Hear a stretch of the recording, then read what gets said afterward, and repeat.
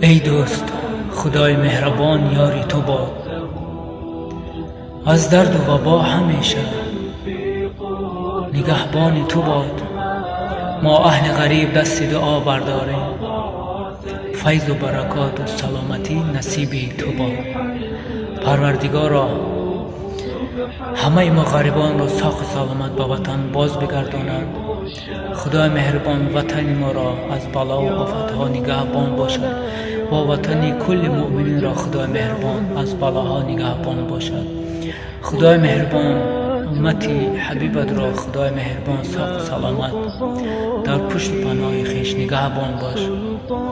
و برادرها، یکی از سنت های پیغمبرمون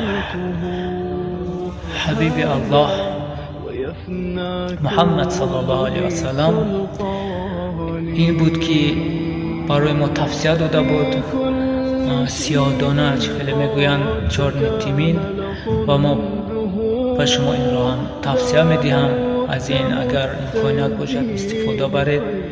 انشاءالله پیغمبرم صلی الله علیه و سلم گفته بود که غیر از مرگ و همه دواها انشاءالله به خواست خداوند شفا میدهد.